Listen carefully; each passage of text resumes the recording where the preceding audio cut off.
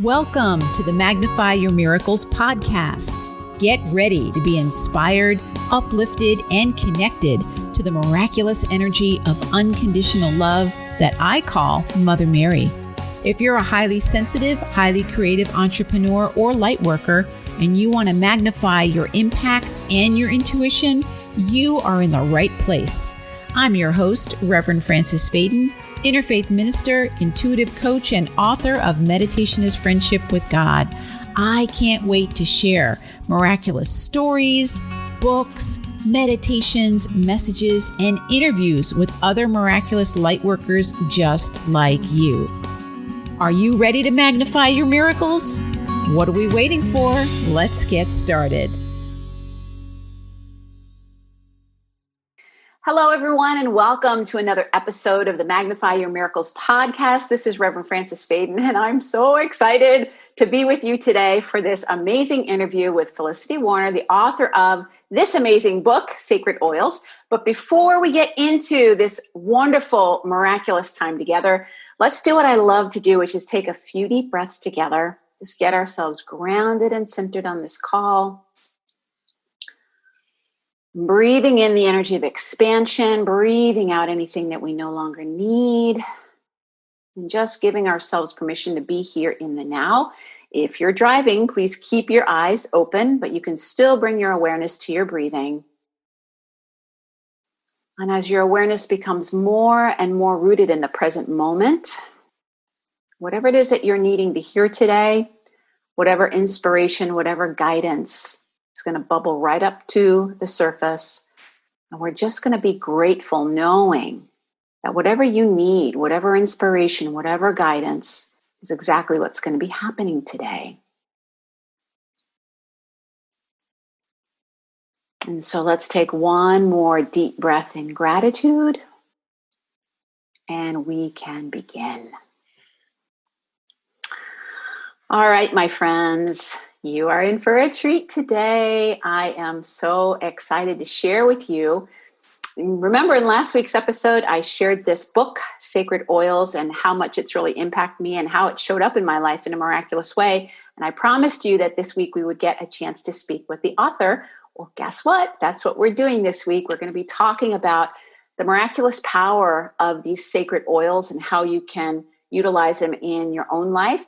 And how do you know if they're really speaking to you and calling to you? And we're going to be getting all into this beautiful story. So I'm going to introduce you to Felicity Warner, because Felicity is a Myrrhophore, or a mistress of the oil. She's one of a handful of healers in the world, rooted in an ancient healing tradition with its roots in ancient Egypt and celestial medicine. The sacred oils that she works with realign and rebalance and work at the deep level of soul and spirit. She is also the founder of Soul Midwives, the largest UK-based organization offering holistic and spiritual support to the dying and their families. She created the idea of soul midwifery for the dying after sitting with many hundreds of people at the end of their life about 25 years ago. Her methods have been adopted within the NHS, which is the National Health Service in the UK. In 2017, she received 2 major UK awards for her work, End of Life Care Champion by the National Council for Palliative Care, and also End of Life Doula of the Year Award. She's an honorary Knowledge Exchange Fellow at Winchester University.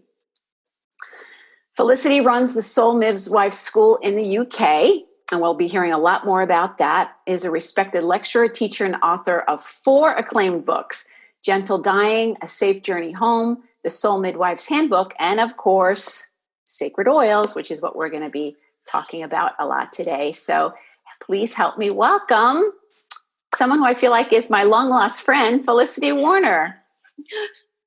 Hello, Felicity. Oh, hello, Frances. My goodness, that was a huge welcome. And I thank you very much for it.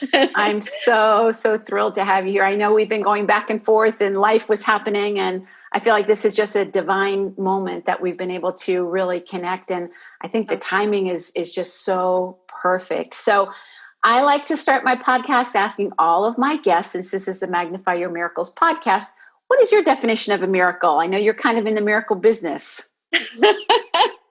Well, do you know, I love that question. I love it because it's really made me think deeply about miracles in a kind of in a sharing context. You know, I feel privileged enough to see and hear and experience many miracles, many days, and it never fails to amaze me that something extraordinary has happened. And I think my inner sense is that when we do experience a miracle, it's because we are in true alignment with the divine. It really shows that we are absolutely where we are meant to be, and whatever happens is meant to be within that bigger picture. So I think that's the best I can offer you. But you know, there are miracles all around us if we only have eyes to see and ears to hear. We don't have to have a flashing thunderbolt of light to know there's been a miracle. They happen all around us on micro level all the time. So we live in an extraordinary universe, really. We're so lucky. I love that definition. Thank you so much. That when we're in alignment, it's so true. It's absolutely true. So, speaking of being in alignment with the divine and with the sacred, you know, one of the things that I feel like when I found your book, it was a divine appointment, because I wasn't looking for anything having to do with essential oils. I've always been attracted to them, but I always felt like something was missing. Like, I have my little essential oil diffuser, and, you know, I've done kind of what people say, and I love them, but I always kept like scratching my head like, And then when you say in your book about that aromatherapy and sacred oils are really very, very different, and how people are working with them, it really resonated with me when you were talking about, no, this is more about the energetic and the spiritual properties of them. So in your own words, share with us, like, what makes an oil sacred as opposed to just perfumey? Oh, well, goodness, where do I begin? Yeah. I could talk for days and days about this, or I could give a little concentrated in a nutshell. So I'll do that for now. Okay. What makes a sacred oil sacred? Well, really and truthfully, all oils are sacred. They are all part of the sacred divine universe, and they're all created by God, the divine, whichever terminology we like to use. But what makes this smallish repertoire of sacred oils that I work with as a Myrrhophore is the fact that the oils are understood for their energetic signature. So everything around us has an energetic signature. And these oils are used for the energy that that resonates from them and with them. But also the other link is that it's the intention with which we work with them. So we're really marrying up two potentially very powerful dynamics there. One is this phenomenal energy that they have and contain, and it's very concentrated, so it's very powerful. And put that with the sacred aspect of working with intention, working from the depth of the heart, with an open heart, and with the intention of bringing a healing on a very deep level, bringing in, again, this alignment to the divine. This is what gives the sacred oils their potency. And it's about reverence. It's about really working on a very deep level where we almost have feet on two sides of a threshold. You know, they are, in a way, our portal or access point to higher divine energies and the earthly energies. So there is almost nothing that we can't do with these sacred oils. And as I say, any oil is sacred when used within that context. I love that. Yeah, absolutely. I was reading in your book. First of all, your book is so beautiful, and I recommend it. Everybody go out and get it right now. But you tell your story, which I'm hoping you'll share a little bit more of your story as well. Yes. But part of what you were saying in here about is how ancient this practice is. It goes back so far, and that there's not very much information available about, because I've looked, I've been like, there's got to be something more with these oils, and I just kind of gave up, and then your book showed up. So tell us your story. You say in your bio that it's like only one of a handful, and I think that that's true. So how did you become one of a handful? How did you start doing your work? Okay. Yes. Well, I look back and it has been quite a journey. But I'll explain to start with. As a child, I was a very sensitive child, and in the way that many, many children are, and with a huge sense of curiosity. But I came from a family of very sensitive people as well, and several of them were healers, but it was never anything we really talked about. It was just a very kind of under the surface thing that we knew and we understood things, and so that was a kind of simmering background to my life.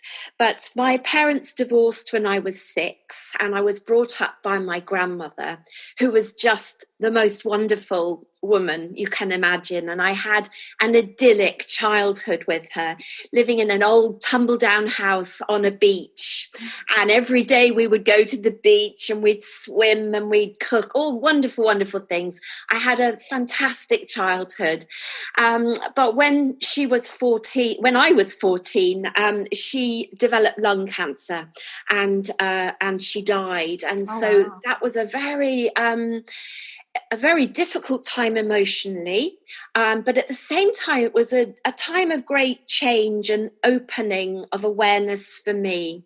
And it was at that sort of time I began to find books like The Prophet, and read that and begin to have a sense of a bigger, wider world than just the mundane, usual world. Anyway, to cut a long story short, I went to live in Copenhagen because my grandmother died and my mother had moved there and had remarried. And I was given a very broad sort of invitation to enjoy life there. My mother was, she was very sweet and very kind, but she said, go out and find your way, and, make friends, explore the world. So I did. And I had a wonderful friend who was an opera singer, and she and I got on wonderfully. And she said, come with me one day. I've got someone I would like you to meet. It feels very important that you two get together. So I remember this day vividly. She took me to meet this very amazing woman called Luce de Grasse.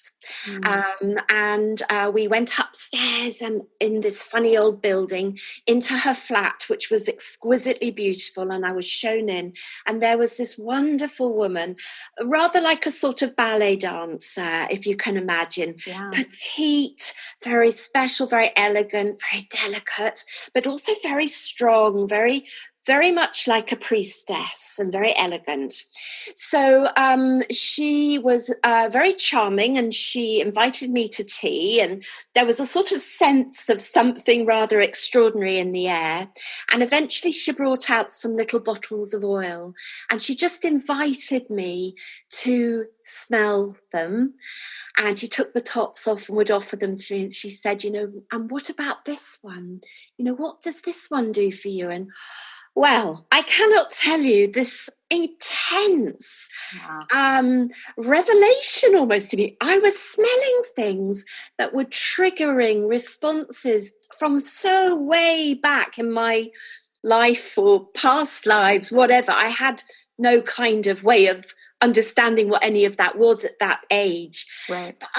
But it was the most profound experience, smelling these oils, and I didn't recognize any of them. So they were all brand new, smells to me, but it was more than the smell. It was the fact that I was somehow taking them in on a very deep level and having a very powerful spiritual experience with each one. So she was very clever. She just sat back and she just watched and she didn't say too much. She just invited me to share or not share what I was experiencing, until I think I'd smelt 3, maybe 4 bottles, and then that was it. And she knew I'd reached capacity, because you can't do too much with these oils. They blow your gaskets. And I went back to see her over 3 years, and during that time, she explained to me that she was a Myrrhophore, that she'd been trained specially in I would say a temple priestess lineage that knows how to work with these sacred oils. And gradually over time, she tested me, she initiated me, she set me challenges, and she mentored me through a whole apprenticeship, really, of working with the oils. It was just amazing, extraordinary. Wow, that is a miraculous story right there. Really, really amazing. So that word, I'd never heard that word before, Myrrhophore, until I read your book. And tell people, in your experience, really what is that and what are the characteristics? Well, okay, it's a word I had also never heard of, and not many people have. Although actually in the Greek Orthodox Church, the Myrrhophore is still celebrated, and she has an actual Saint's Day on April the 6th. Oh, I'm going to write that down. Every year, yes, do. And look that up, because within the Greek Orthodox Church, they celebrate the Myrrhophores, and the other name is for them a woman who works with myrrh, or a woman who offers myrrh. And of course, within the Bible, and we have the story of the crucifixion, and then Easter Saturday, and then Easter Sunday, Christ's body has been anointed with sacred oils, and this is all part of that resurrection story. So the fact that he had been worked with the sacred oils by the 3 Marys is all now celebrated still within the Greek Orthodox Church. But to my knowledge, that's the only actual church that actually still celebrates these wonderful women working with these sacred oils. So that is one way of doing a little bit of historical research. But I had all the lineage explained to me in as much as it can be, because there is so very little written about it. There are no real sort of mentions, other than occasional mentions in Egyptian papyrus scrolls. There's a little bit there, but it's thought that the lineage was based on Egyptian celestial medicine, which is way, way, way, way, way back pre-biblical times. And Egyptian celestial medicine was based on several factors all woven in together. So it was to do with the planets and planetary movement, acknowledgement again of the divine, sacred music, healing, ritual, and devotion. So all this came into then working with the sacred oils as well. And I was taught that traditionally it was a female way of working, and that was because the female is very much more receptive to very fine nuances of energy. As vessels, we are very good at holding energy. And so the priestess Myrrhophores would be all kept together in a group within the temples, and would be brought up together by older Myrrhophores who would teach them the gentle skills. And the main skills, apart from healing, were to help with transitions. So with the dying, these oils have such an incredible role to play. So that's a little bit about the history of them. That's amazing. I mean, as you're saying it, I'm like, ooh, I'm getting chills. So I'm like, this sounds like the truth. I mean, I'm like, oh yeah, I can totally, absolutely see this. And so Mary Magdalene, you say that the lineage that you come from is basically this unbroken lineage of Mary Magdalene as well. So she would have been one of these temple priestesses that knew this.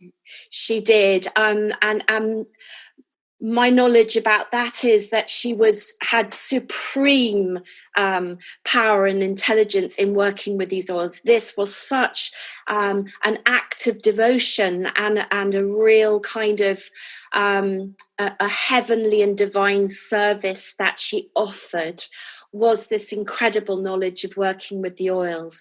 So again, it's rather lovely to think back to in the Bible when she has her alabaster jar and she pours spikenard, this incredibly costly oil, over Jesus before the crucifixion. And all around her said, oh my goodness, that was a waste. That's a very extravagant thing to do. This oil is so incredibly expensive. That's kind of a bit of a waste.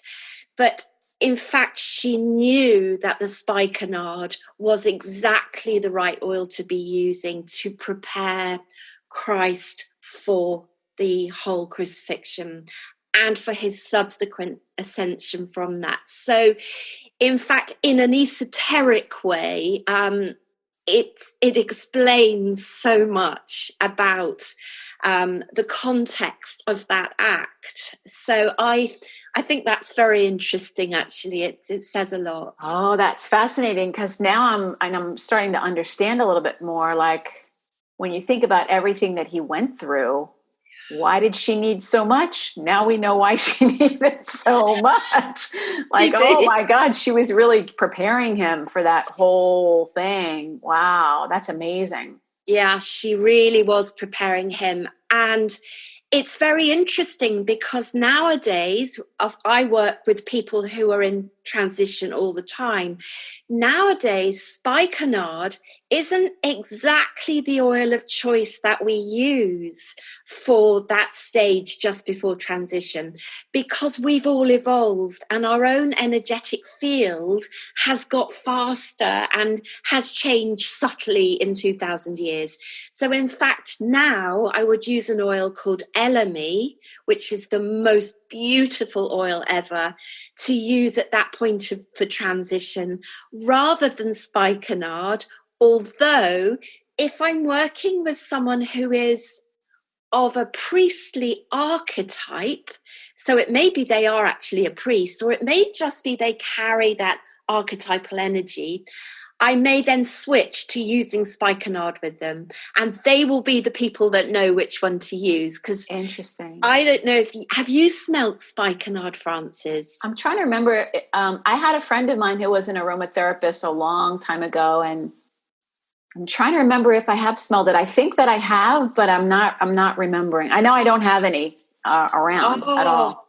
Tell me. I wish I could give you a bottle and give it to you now, because I have a sense that you will really, really love the smell. Yeah. It's not a beautiful smell. And really, again, the sacred oils, it's not anything about the smell. It's purely to do with the frequency they carry.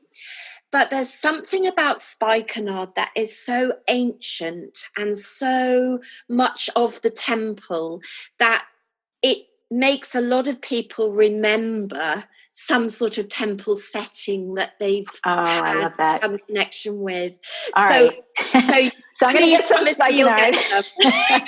Write that down. I'll get myself. Well, one of the things I wanted to share with you, I told you a little bit before when we were chatting that I work with Mother Mary's energy. And part of what happens for me is I'll do these message circles where I'll have like 10 or 12 people, and I channel Mother Mary, and she'll go around to each person and give them a message. Well, over the last 2 years, at the end of every message, pretty much, she's anointing people with oil. And I'm always like, what is she doing? And sometimes I can smell it. Sometimes she tells me what it is. But spikenard's been coming up a lot this year for people. It's been spikenard, rose, myrrh, and frankincense have been the 4 that she's been using the most. Now it's energetic. It's not actually physically happening, but I'm like, okay, there's something about this whole thing. I need to know a little bit more about the vibration of what's happening. That is so interesting, that's coming through. How beautiful that that's coming through in your circles. I've also been hearing a lot from people that I've been working with about how these anointings are happening when people are in that state between sleeping and wakefulness. And I've had several emails recently of people saying, can this happen, that I feel I've been anointed with something? And I say, yep, absolutely, it can happen. And it's the most beautiful blessing when it does. So that's beautiful and really interesting. Yeah, that's amazing. So I wanted to ask you too, when I was rereading your book before today, that you talked about how this tradition used to be just like priestess to student, kind of passed on in an oral tradition. But that for you felt like the oils themselves were saying, no, we need to take this energy and this healing out into the world in a bigger way, which is why you wrote your book and felt better about it. We're in this really unusual time, like a lot of people crossing over, talk about transition point. Do you think that that's why, like the oils wanted to be made known more now because of that? Yeah, Frances, this is huge. It's an absolutely huge thing.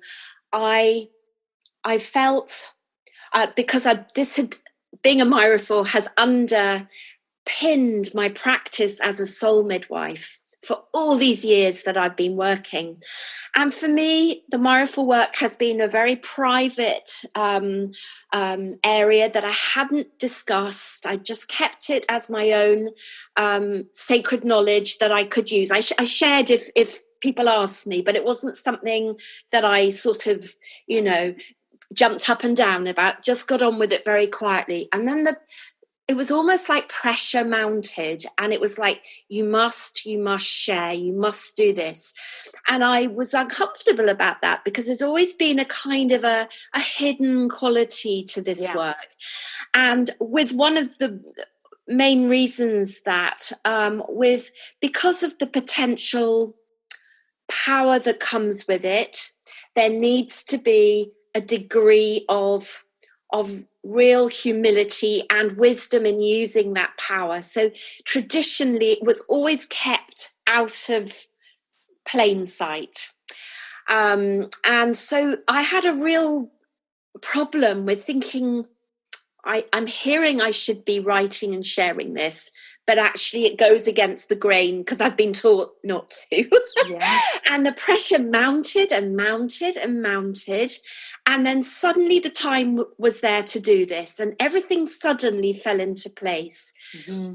And yet while I was writing that book, so we're talking 2.5 years ago probably, and every day I still questioned whether or not this was right, but it seemed a powerful thing to be leading me on. And I knew that something was round the corner. I had such a heavy heart in some ways that actually we needed to be doing this work because of something.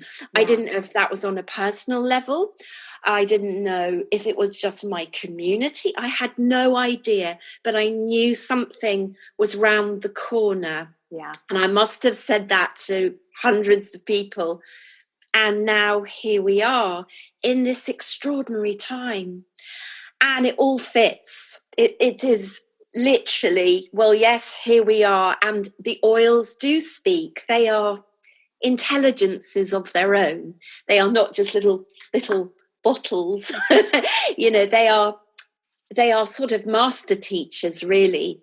And they knew the time was ripe, which is an old lovely Aramaic saying, the time is ripe, to be offering themselves again. And I believe I was a vessel to just carry that knowledge out, really. So that's amazing. Yeah, it's so perfect for these times.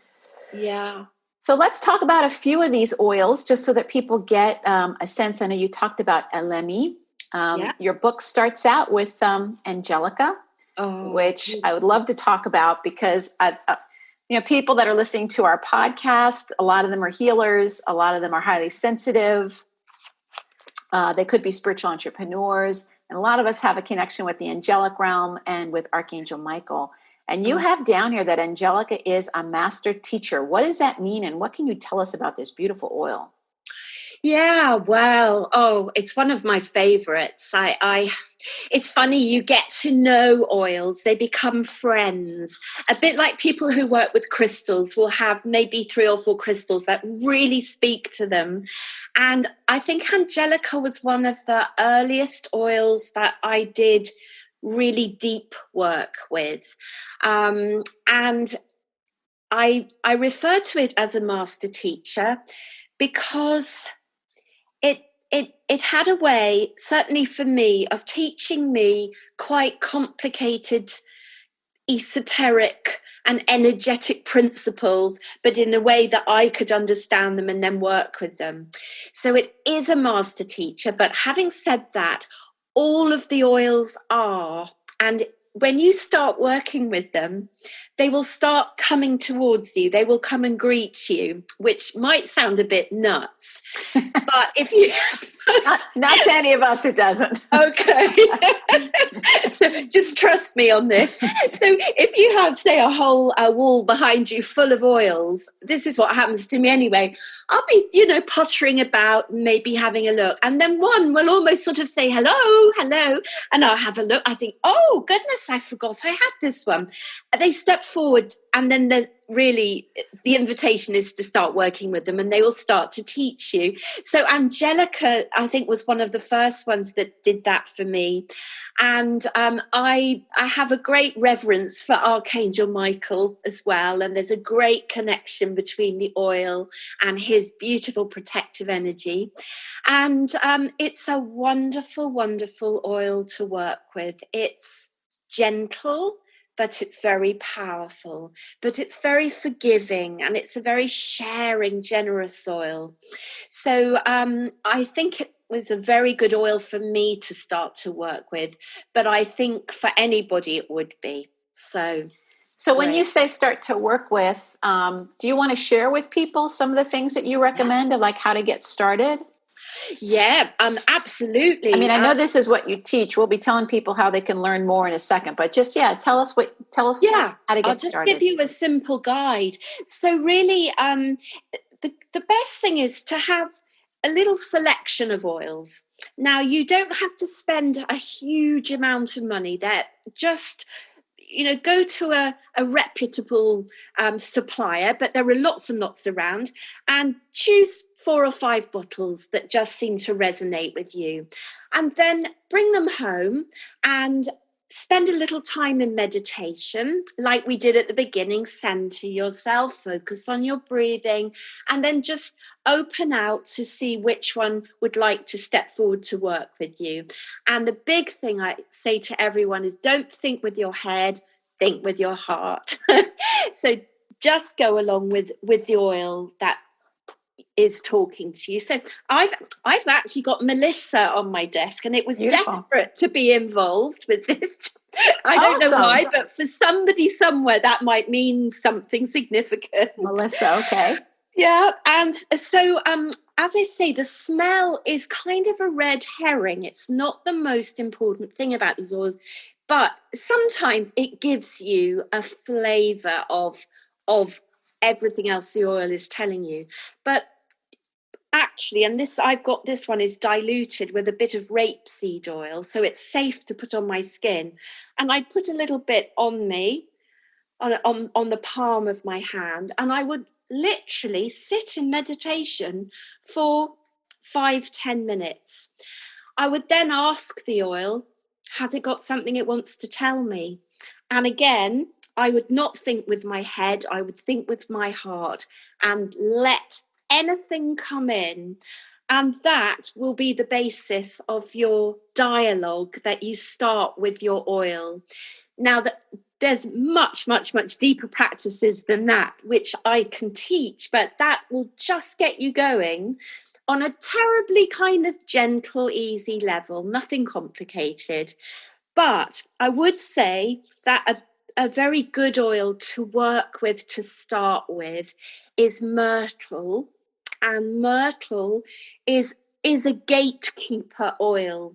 So if you're new to working with these energies, myrtle is a great one because she will just work with you to check that you can deal with whatever comes your way from working with any of the other oils.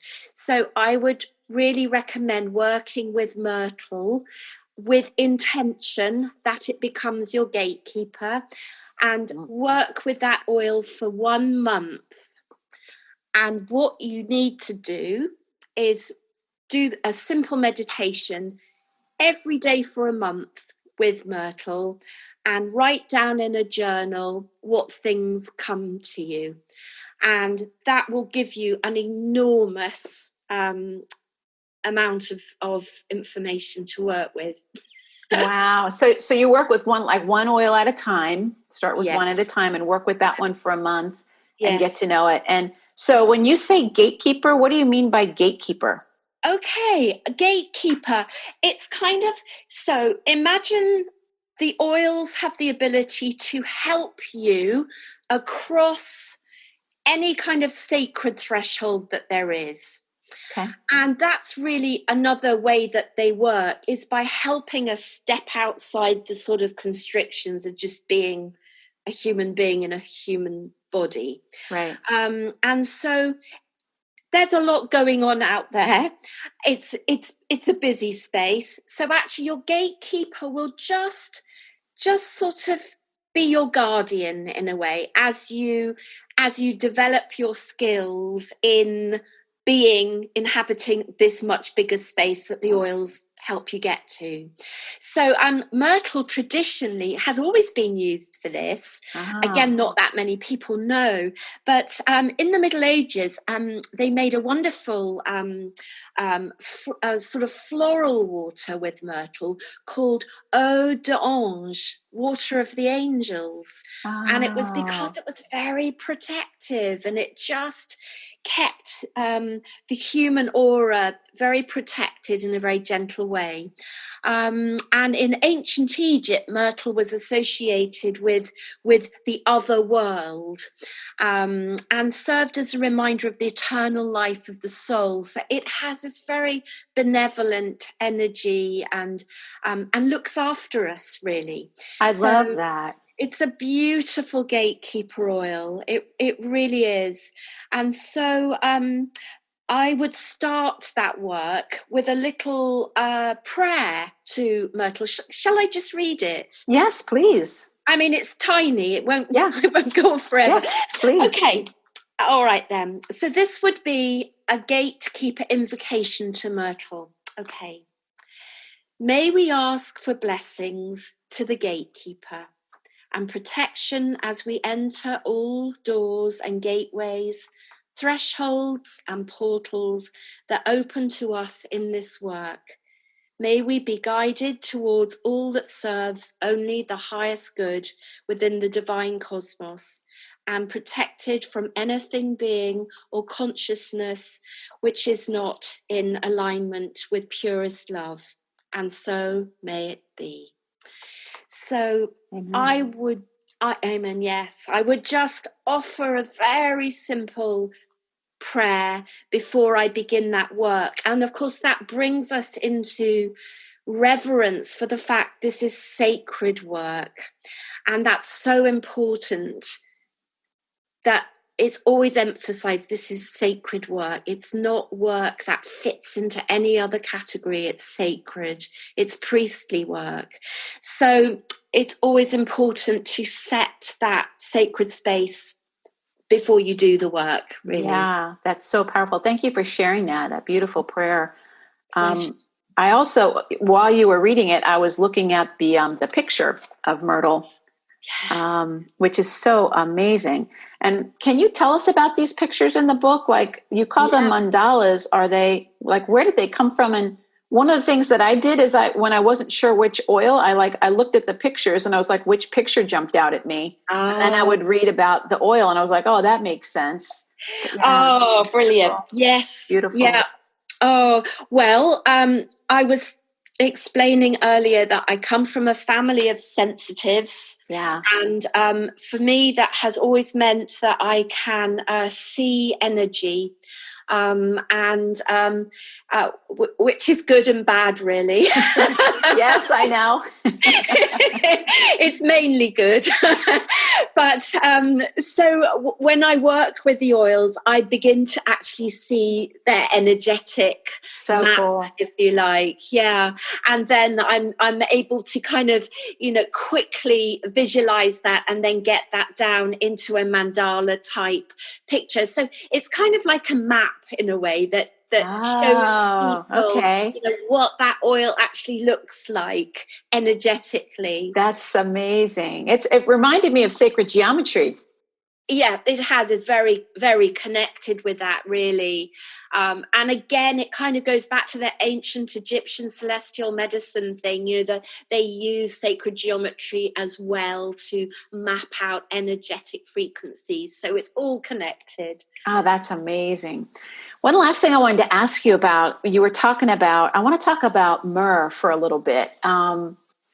Because when you talked about the Greek Orthodox, the Russian Orthodox, that particular church, I've actually had some experiences with icons that become active and start seeping or weeping myrrh oil. Have you heard about this? No, I haven't, but I'm enraptured. Yeah. So I'm going to share it with you. Maybe we can talk a little bit about it later. But I'm like, well, if they're the ones that are still honoring on April 6th, that could be why. But there are a few icons here in the United States. One is in Hawaii, and they just started to express, weep, whatever you want to call it, streaming myrrh. But the thing is when you smell it, like it looks like myrrh. It's got the same but it smells like roses. It's very interesting. And I had my own healing experience with an icon here in Pennsylvania called the Cardiotissa. It's the tender heart. And Felicity, I mean, the priest is holding the icon, drip, like it's just dripping this oil of devotion. And people have these amazing healings. So my question is like, what's with the myrrh? Like, what's with the myrrh vibration? It seems so, so powerful. Yeah, that's so interesting that it looks like myrrh, but it's smelling like roses. Rose, yeah. That is so interesting because myrrh is actually quite gloopy. It's quite thick. It is. A bit like honey almost. Yeah. But I'm wondering, to me, my sense is that there's a connection with Mother Mary with that because her oil is so very much rose. Totally. And so I'm wondering if there's some kind of divine blend being concocted here. Oh, yeah. Yeah, I wonder. I wonder that. And maybe it's almost as if that's a very specific healing blend to have come up with. Yeah.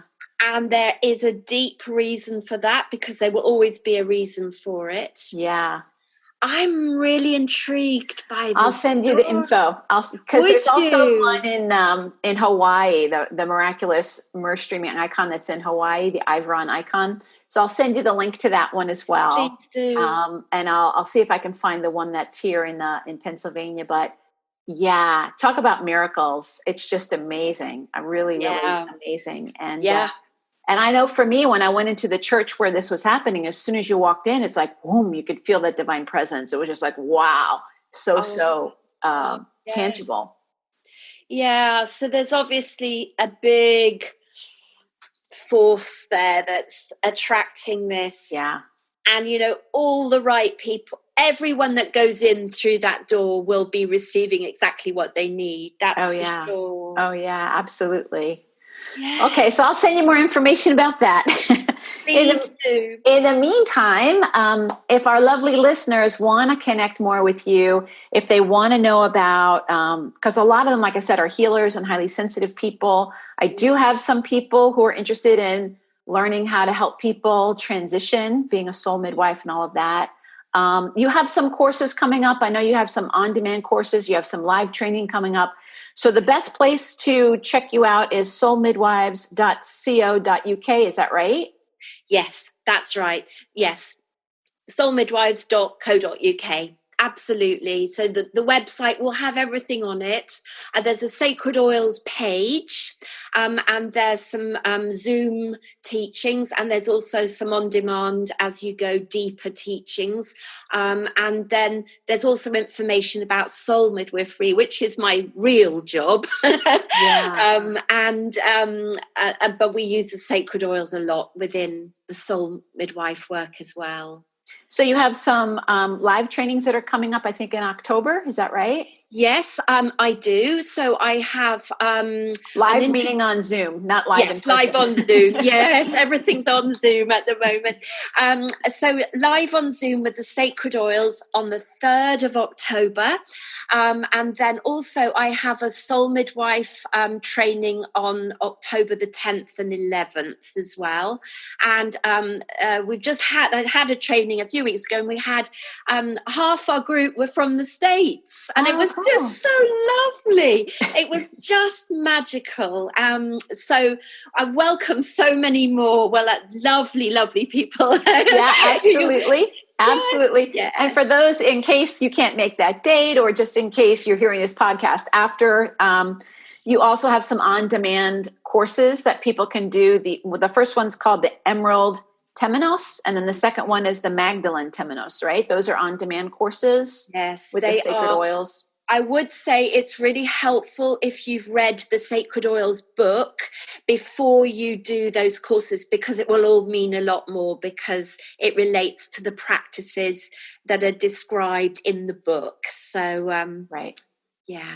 Great. Oh. Okay. All right. And I'll put all of that in the show notes for people where they can find out about the courses. I'll put your website there as well. It is such a delight. I feel like I could spend the next 3 hours just talking about all of this. It's so amazing, Felicity. Thank you so much. I'm so grateful that you were able to join us today. Oh, Frances, I thank you so much for the opportunity to do that. I've loved talking to you. You feel like a friend I've known forever. I know, it feels that way. It's amazing. And I know I'm looking forward to doing some of this work with you. I want to dive a little bit deeper. Wonderful. All right, my friends. Well, thank you so much for listening to this episode. And remember that the key to magnifying your miracles is to remember that your miracle is already here. God bless you. Bye-bye. Thank you for listening to the Magnify Your Miracles podcast. I'm so grateful to be able to spend this time with you.